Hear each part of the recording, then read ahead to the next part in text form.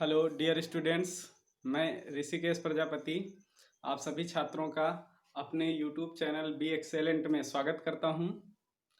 और मैं आज आप सभी को क्लास 11 की भौतिक विज्ञान का चैप्टर नंबर 2 का पार्ट 3 करवाऊंगा। पिछले वीडियोज में मैंने चैप्टर 2 से 2 पार्ट करवा दिए हैं, जिसमें मैंने मात्रक मापन और मापन की मात्रकों की परिभाषाएं और वो जो भौतिक राशियां और मूल मात्रक मूल राशियां, ये सभी चीज़ें करवा दी हैं। आज का टॉपिक जो हमारा है लेसन 2 का पार्ट 3 नंबर है, जो कि है लंबाई का मापन, measurement of length. Measurement of length. अब लंबाई के मापन में हम सबसे पहले अत्यंत छोटी दूरियों का मापन पढ़ेंगे। उसके बाद में अगले पार्ट में बड़ी दूरियों का मापन पढ़ेंगे। देखिए, हमने पहले चैप्टर में बताया था कि जो हमारी भौतिकी है ये इसके कार्य और रोमांच 2 पार्ट में डिवाइड हैं। एक तो स्थूल भाग और दूसरा सूक्ष्म भाग। स्थूल भाग के अंतर्गत बड़े पिंडों का अध्ययन किया जाता है और सूक्ष्म भाग के अंतर्गत छोटे पिंडों का अध्ययन किया जाता है। तो आज इसी अत्यंत छोटी दूरियों का मापन पढ़ेंगे, यानी सूक्ष्म पिंडों का अध्ययन, उनका मापन पढ़ेंगे। तो जैसा कि आप सभी जानते हैं कि जो हमारे सूक्ष्म पिंड होते हैं, जैसे इलेक्ट्रॉन, प्रोटॉन हो गए, परमाणु हो गए, अणु हो गए, ये सभी चीजें होते हैं। तो इनके मापन हेतु जो है हम क्या करते हैं, इनके मापन के लिए जो है इलेक्ट्रॉन सूक्ष्मदर्शी का उपयोग किया जाता है। जो छोटी दूरियां होती हैं, जो इलेक्ट्रॉन, प्रोटॉन, परमाणुओं से थोड़ा बड़ी होती हैं, उनके लिए वर्नियर कैलिपर्स, स्क्रू गेज, पेंच मापी जिसको बोलते हैं, आदि चीज़ों का उपयोग करते हैं।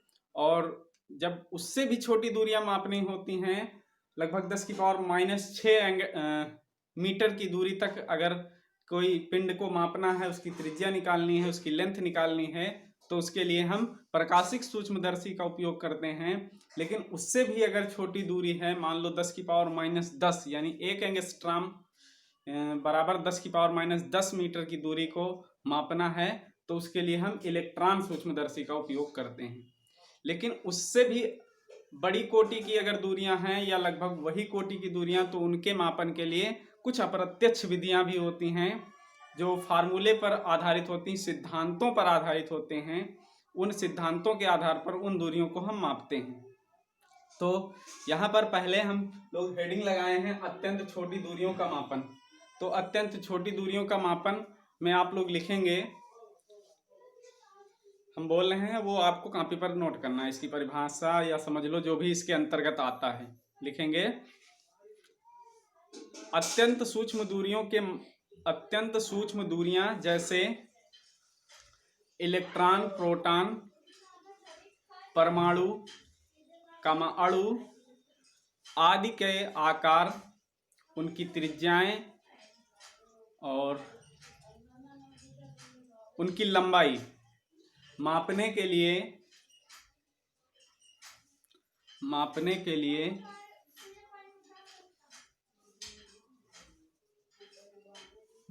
लिए कुछ नई विधियां अपनाई गई हैं, कुछ नई विधियां अपनाई जाती हैं। आगे लिखेंगे सामान्यतः सूक्ष्म दूरियों को मापने हेतु वर्नियर कैलिपर्स तथा पेंच मापी का उपयोग किया जाता है।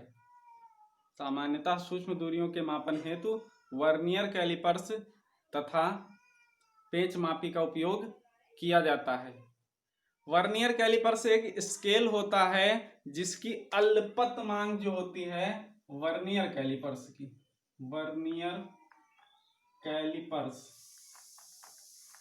एक प्रकार का स्केल होता है। इसकी अल्पत मांग 0.1 मिलीमीटर होती है। 0.1 मिलीमीटर होती है। और जो पेंच मापी होता है तुम्हारा स्क्रू गेज, इसकी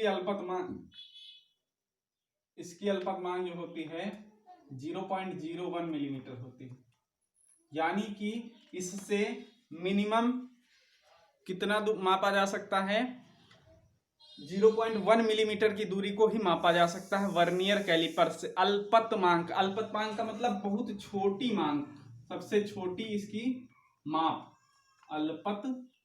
अल्पतम अंक का मतलब जो सबसे छोटा माप सके, जितना इससे छोटा ये नहीं माप सकता है। और पेच मापी जो होता है इसको इंग्लिश में स्क्रू गेज बोलते हैं, स्क्रू गेज बोलते हैं इसको। वर्नियर कैलिपर्स को वर्नियर कैलिपर से ही लिखते हैं। ये कितना माप सकता है, 0.01 मिलीमीटर तक ही माप सकता है, इससे छोटा ये नहीं माप सकता है। ठीक है, तो आप लोगों ने क्या लिखा कि अत्यंत सूक्ष्म दूरियों को मापने हेतु वर्नियर कैलिपर्स और पेच मापी का उपयोग किया जा सकता है। आगे लिखेंगे लेकिन और ज्यादा सूक्ष्म दूरियों के मापन हेतु प्रकाशिक सूक्ष्मदर्शी का उपयोग किया जाता है। प्रकाशिक सूक्ष्मदर्शी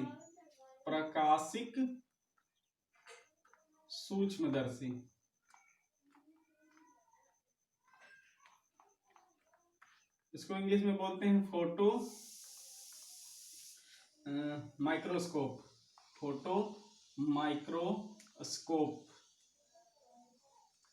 माइक्रोस्कोप का उपयोग किया जा सकता है। लेकिन आगे लिखेंगे लेकिन प्रकाशिक सूक्ष्मदर्शी केवल 10⁻⁻6 मीटर कोटि की दूरी ही माप सकती है। कितनी? प्रकाशिक सूक्ष्मदर्शी केवल 10⁻⁻6 मीटर की दूरी की कोटि की दूरी ही माप सकती है, इससे छोटा होगा तो नहीं माप पाएगी। आगे लिखेंगे इलेक्ट्रॉन सूक्ष्मदर्शी में इलेक्ट्रॉन पुंज का उपयोग किया जाता है। आगे लिखेंगे इलेक्ट्रॉन सूक्ष्मदर्शी में इलेक्ट्रॉन पुंज का उपयोग किया जाता है और यह सूक्ष्मदर्शी 10⁻⁻10 यानी 1 एंगस्ट्रॉम बराबर, ऐसे लिखेंगे 1 एंगस्ट्रॉम बराबर 10⁻⁻10 मीटर, 1 एंगस्ट्रॉम बराबर 10⁻⁻10 मीटर की कोटि की दूरी को माप सकता है। तो इलेक्ट्रॉन सूक्ष्मदर्शी अधिकतम 1 एंगस्ट्रॉम बराबर 10⁻⁻10 मीटर कोटि की दूरी को ही माप सकता है। आगे लिखेंगे इसके अलावा अत्यंत सूक्ष्म दूरियों के मापन के लिए कुछ अप्रत्यक्ष विधियां भी अपनाई जाती हैं जो कि निम्न हैं। इसके अलावा अत्यंत सूक्ष्म दूरियों के मापन हेतु कुछ अप्रत्यक्ष विधियां भी अपनाई जाती हैं जो कि निम्न हैं। तो इसमें हेडिंग लगाएंगे आप लोग। हेडिंग क्या लगाएंगे? आवोगाद्रो परिकल्पना। आवोगाद्रो एक हमारे साइंटिस्ट थे। उन्होंने क्या बताया? उन्होंने ये बताया कि 1 ग्राम परमाणुओं में परमाणुओं की संख्या 6.023 × 10⁻23 होती है।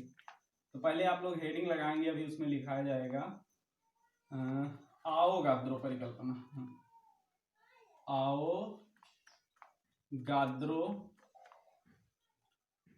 परिकल्पना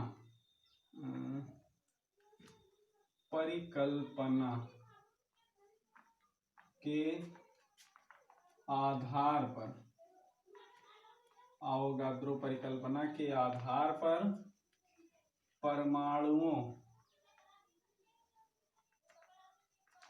की त्रिज्या का निर्धारण, परमाणुओं की त्रिज्या का निर्धारण, ये हेडिंग आप लोग लगाएंगे। आवोगाद्रो परिकल्पना के आधार पर परमाणुओं की त्रिज्या का निर्धारण, यानी कि एक जो परमाणु है उसकी त्रिज्या कितनी होती। त्रिज्या आप लोग जानते हैं ना, क्या होती है? किसी सेंटर से वृत्त की परिधि, परमाणु गोलाकार होता है तो उसकी अपनी त्रिज्या होती होगी, है ना। तो सेंटर से क्या होता है, उसकी परिधि पर कहीं पर भी एक दूरी खींच दी जाए उसे क्या कहते हैं, त्रिज्या कहते हैं। आप लोगों ने पढ़ा होगा, अच्छे से जानते होंगे, रेडियस बोलते हैं इंग्लिश में। तो ये परमाणु की त्रिज्या मापने के लिए अप्रत्यक्ष विधि अपनाई जाती है, जो कि आवोगाद्रो ने दिया, आवोगाद्रो परिकल्पना के आधार पर। तो इस हेडिंग में आप लोग लिखेंगे कि पदार्थ में परमाणु एक दूसरे से प्रबल आकर्षण बलों द्वारा बंधे होते हैं। पदार्थ में परमाणु एक दूसरे से प्रबल आकर्षण बलों द्वारा बंधे होते हैं तथा उनके बीच में खाली स्थान पाया जाता है। उनके बीच में खाली स्थान पाया जाता है। उनके बीच में खाली स्थान पाया जाता है। आगे लिखेंगे आवोगाद्रो के अनुसार 1 ग्राम परमाणु में 1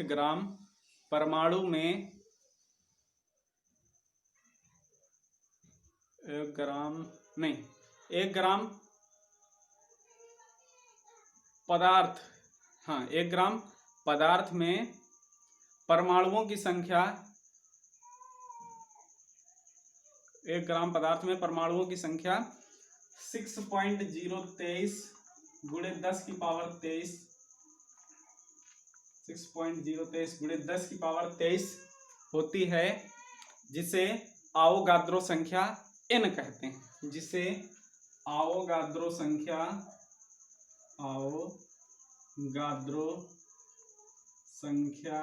कैपिटल N कहते हैं। जिसे आवोगाद्रो संख्या कैपिटल N कहते हैं। देखिए आवोगाद्रो क्या है, साइंटिस्ट का नाम था जिन्होंने ये परिकल्पना रखी। परिकल्पना का मतलब क्या होता है कि ये सही नहीं हो सकता है, लेकिन पढ़ना है आप लोगों को कि उन्होंने अपनी परिकल्पना रखी है और इस परिकल्पना को अभी तक कोई फेल करने वाला नहीं आया है। जिस दिन इसको कोई फेल करने वाला हो जाएगा तो ये परिकल्पना इनकी क्या हो जाएगी, कैंसिल हो जाएगी। इसको आपको नहीं पढ़ना होगा, ठीक है। तो ये आवोगाद्रो की एक परिकल्पना है। उन्होंने बता दिया कि इतने इलेक्ट्रॉन होते हैं 1 ग्राम परमाणु पदार्थ में, तो हमको मानना पड़ेगा कि इतने होते हैं। तो उन्हीं के आधार पर इसको आवोगाद्रो परिकल्पना उनके नाम पर रख दी गई। तो आगे लिखेंगे इतने परमाणु होते हैं। आगे लिखेंगे कि 6.023 गुणे 10 की पावर 23 परमाणु होते हैं।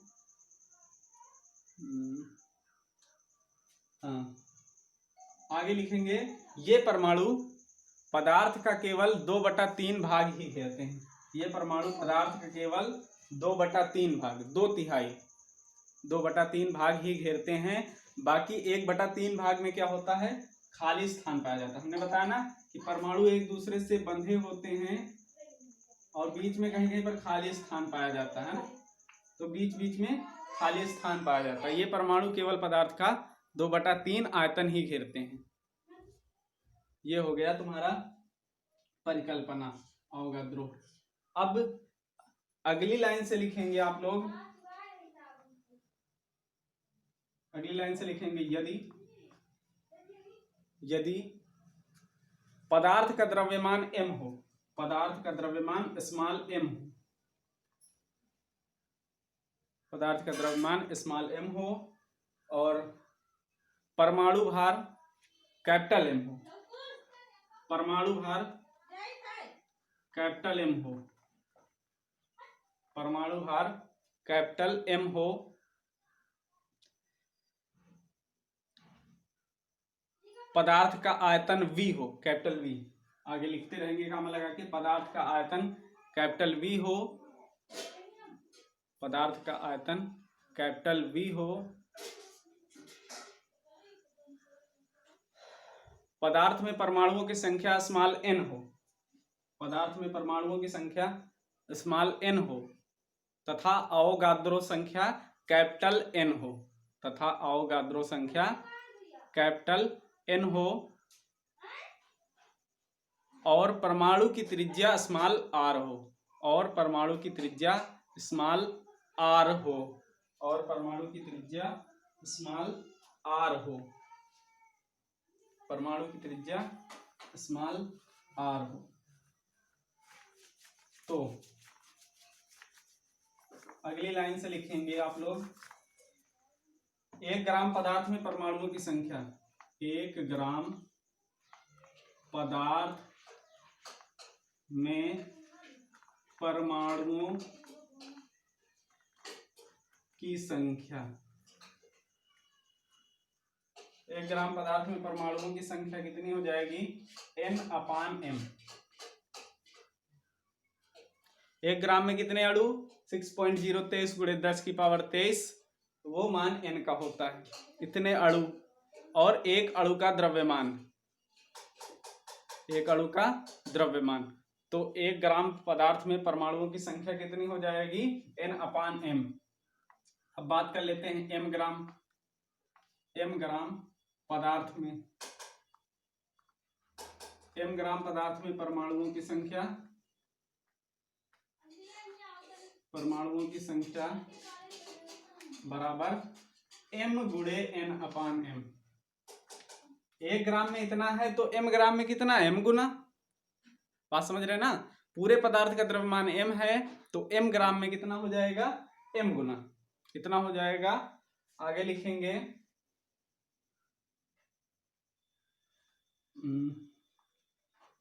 एक परमाणु का आयतन, एक परमाणु का आयतन, आयतन बराबर 4/3 पाई आर क्यूब। आप लोगों ने ये पढ़ा होगा कि गोले का आयतन कितना होता है, परमाणु क्या हमारा एक गोलाकार है, ठीक है, तो उसका आयतन कितना हो जाएगा, 4/3 पाई आर क्यूब। और तो एक परमाणु का आयतन इतना हो गया, तो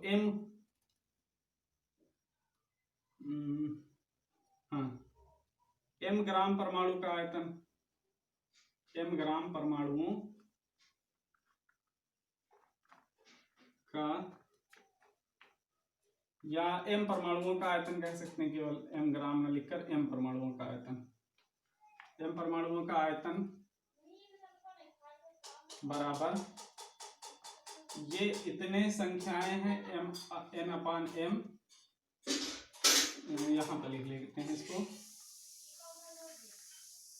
हाँ, n/m और 4/3 पाई आर क्यूब, इतना लिख लेते हैं।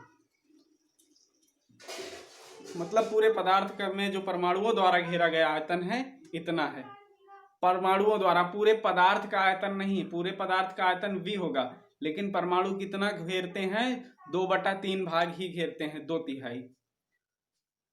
अब लिखेंगे यहां पर, चूंकि परमाणु पदार्थ का 2/3 भाग आयतन ही घेरते हैं, आयतन ही घेरते हैं, 2/3 भाग आयतन ही घेरते हैं, इसलिए क्या हो जाएगा, ये जो पूरा परमाणु द्वारा घेरा गया आयतन है n/m और 4/3 पाई आर क्यूब, ये पूरा परमाणुओं द्वारा घेरा गया है। तो अगर हम मान के चले हों कि पदार्थ का आयतन क्या रहा हो, कैपिटल V रहा हो, तो ये हो जाएगा 2/3 कैपिटल V। बात समझ में आ रही ना, 2/3 कैपिटल V। और हमको इसमें फाइनली निकालना क्या है, परमाणु की त्रिज्या निकालनी है। तो परमाणु की त्रिज्या r होती है, r को निकालने के लिए बाकी सारी चीजें उस तरफ हम कर देंगे और r को अपना इस साइड रखेंगे। देखिए 3 से 3 कैंसिल हो जाएगा, 2 से कितना कैंसिल हो जाएगा, 2, ये 2 हो जाएगा, तो यहां से कितना हो जाएगा, आर क्यूब बराबर, यहां आर क्यूब रखे, उस साइड क्या ले जाएंगे, ये m कैपिटल है तो कैपिटल M उधर गुणे में हो जाएगा, m और v गुणे में हो जाएंगे आपस में, ये v है इधर, और क्या बचेगा, और ये जो m और n है स्मॉल वाले, ये क्या हो जाएंगे, नीचे हो जाएंगे। और पाई भी तो है, पाई, हाँ पाई और m इंटू n, ये हो जाएगा पाई m इंटू n। और ये 2 भी तो है, तो 2 इधर बटे में हो जाएगा। तो यहाँ से फाइनली हम क्या करते हैं कि r बराबर जो निकल के आ जाता है वो √3 mv अपान 2 पाई m n निकल के आ जाता है, 2 पाई m n निकल के आ जाता है। या इसको दूसरी तरह से लिख सकते हैं, इसको हम r बराबर mv अपान 2 पाई m n की होल पावर 1/3। अंडर रूट को 1/3 पावर भी लिख सकते हैं ना, जानते हैं आप लोग। तो ऐसे ये फाइनली हम क्या निकाल सकते हैं, एक फार्मूला निकाल सकते हैं जिसमें क्या है, त्रिज्या परमाणु की निकल आई है। यदि m v और m और n के मान पता हो, एक मिनट, ये वाला m कैपिटल रहेगा, ये वाला m क्या रहेगा, कैपिटल रहेगा, ध्यान देना, ये वाला m क्या रहेगा, कैपिटल रहेगा। ठीक है, तो लिखेंगे हम लोग नीचे, इस सूत्र के आधार पर, यानी इस सूत्र से हम परमाणु की त्रिज्या की परिकल्पना कर सकते हैं, परमाणु की त्रिज्या की परिकल्पना कर सकते हैं, उसको निकाल सकते हैं, क्योंकि परिकल्पना ही है ये। ठीक है, रियल एकदम फैक्ट नहीं है, तो परिकल्पना ही लिखेंगे। इस सूत्र से हम परमाणु की त्रिज्या की परिकल्पना कर सकते हैं यदि यहां पर देखिए, परमाणु का द्रव्यमान कैपिटल M, परमाणु का द्रव्यमान कैपिटल M, पदार्थ का आयतन कैपिटल V, पदार्थ का द्रव्यमान स्मॉल m, पदार्थ का द्रव्यमान स्मॉल m, तथा अवोगाद्रो संख्या कैपिटल N के मान पता हो तब, तथा n के मान पता हो तब। ठीक है, तो इससे, इस सूत्र से हम क्या कर सकते हैं, परमाणु की त्रिज्या निकाल सकते हैं, लेकिन किस कंडीशन पर, जब इन चारों के मान हमको पता हो। पाई का तो मान पता होता है सबको, 22/7 होता है। ठीक है, तो इन सभी चारों चीजों के मान पता हो तब हम क्या कर सकते हैं, परमाणु की त्रिज्या का आकलन कर सकते हैं। तो ये था आज का वीडियो हमारा, जो लेसन 2 से पार्ट 3 नंबर लिया गया है। और इसमें मैंने लंबाई का मापन और अत्यंत सूक्ष्म दूरी कैसे नापते हैं, प्रकाशिक सूक्ष्मदर्शी से कितना नापा जा सकता है, इलेक्ट्रॉन सूक्ष्मदर्शी से कितना नापा जा सकता है, ये फैक्ट है। यहाँ पर ये पूछे जाते हैं एग्जाम में, 1 नंबर में, इलेक्ट्रॉन सूक्ष्मदर्शी अधिकतम कितना माप सकती है, और वो प्रकाशिक सूक्ष्मदर्शी अधिकतम कितना माप सकती है, और अवोगाद्रो परिकल्पना के आधार पर परमाणु की त्रिज्या का निर्धारण आप कैसे करेंगे, ये पूछा जाता है। तो ये था आज का इम्पोर्टेंट टॉपिक। आप लोग इसको अच्छे से रिवाइज करेंगे, 2 बार देखेंगे वीडियो को, और कॉपी पर नोट करेंगे, और नोट करने के बाद में ग्रुप में हमको दिखाएंगे। तो आज का वीडियो यहीं पर समाप्त होता है, मिलते हैं अगले वीडियो में, धन्यवाद।